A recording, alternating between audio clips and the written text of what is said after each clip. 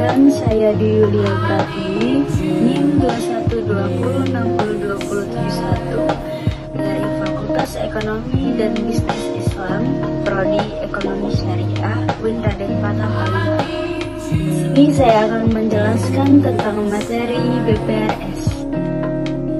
Nah, sebelum memasuki materi BPRS, kita harus tahu dulu apa singkatan BPRS itu sendiri. Jadi seperti yang kita tahu, BPR adalah Bank Perkreditan Rakyat, sedangkan BPRS adalah Bank Pembiayaan Rakyat Syariah, bukan menggunakan perkreditan. Kenapa disebut demikian? Alasannya adalah di dalam perkreditan itu biasanya kan berhubungan dengan peminjam dan pihak yang meminjam, atau yang biasa kita kenal dengan kreditur dan debitur.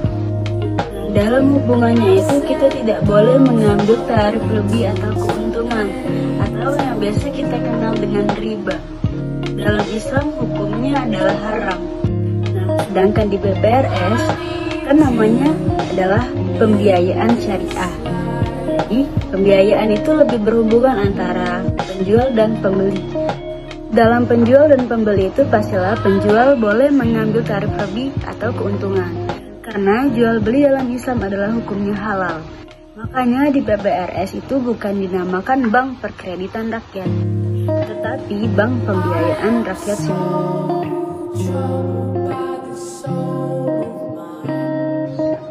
Tugas BPRS adalah: 1. Menghimpun dana dari masyarakat, 2. Menyalurkan dana kepada masyarakat, 3. Menempatkan dana pada bank syariah dalam bentukan titipan berdasarkan akad wadiah, investasi berdasarkan akad mudharabah, atau akad lain yang tidak bertentangan dengan prinsip syariah. 4. Memindahkan uang baik untuk kepentingan sendiri maupun untuk kepentingan nasabah melalui rekening BPRS yang ada di Bank Umum Syariah. 5. Menyediakan produk atau melakukan kegiatan usaha bank syariah lainnya yang sesuai dengan prinsip syariah berdasarkan persetujuan Bank Indonesia.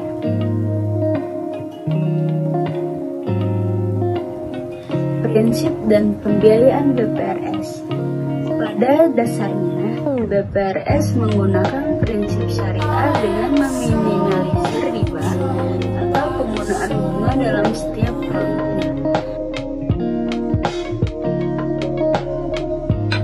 Kemudian, kegiatan usaha dari BPRS adalah menghimpun dana dari masyarakat dalam bentuk simpanan, menyediakan pembiayaan dan penempatan dana berdasarkan prinsip syariah sesuai dengan ketentuan yang ditetapkan oleh Bank Indonesia.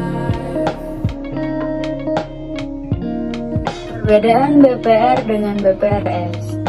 Dalam sistem operasional, BPR tidak menggunakan prinsip syariah, sedangkan di dalam BPRS dijalankan berdasarkan nilai dan prinsip syariah. Dalam sistem keuangan, BPR menetapkan sistem bunga atau bagi hasil. Sedangkan di dalam BPRS, sistem bagi hasil seperti pembiayaan mudharabah, musyarakah, murabahah, dan lain-lain. BPR menghimpun dana masyarakat dalam bentuk deposito berjangka. Sedangkan BPRS memiliki fungsi yang sama dengan BPR, namun berdasarkan perjanjian akad dan juga nilai syariah.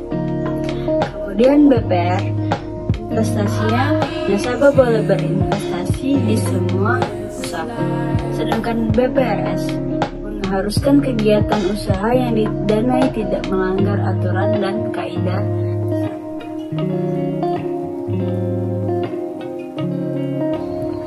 Bentuk operasional BPRS adalah menurut OJK, menjalankan seluruh kegiatan bank dengan prinsip syariah berdasarkan aturan Bank Indonesia, menghimpun dana dari masyarakat dan menyalurkan dana kepada masyarakat atau nasabah, menghimpun dana nasabah ke bank syariah lain berdasarkan semua akad syariah. Peran BPRS dalam perekonomian. BPRS merupakan lembaga keuangan mikro yang memiliki peran strategis dalam memberikan pelayanan jasa keuangan kepada UMKM. Karena posisi strategis yang dekat dengan masyarakat, prosedur pelayanan kepada masyarakat yang lebih sederhana serta lebih mengutamakan pendekatan personal.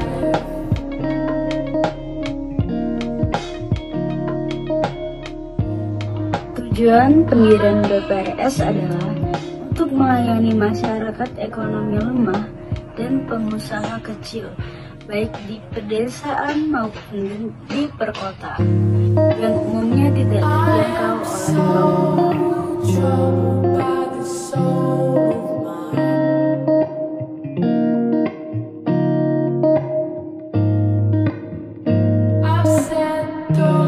Menurut data OJK, jumlah BPRS hingga tahun 2019 ada sekitar 189 bank syariah yang terdiri dari 14 bank umum syariah atau BUS, 20 unit usaha syariah atau UUS, dan 164 bank pembiayaan rakyat syariah atau BPRS di Indonesia.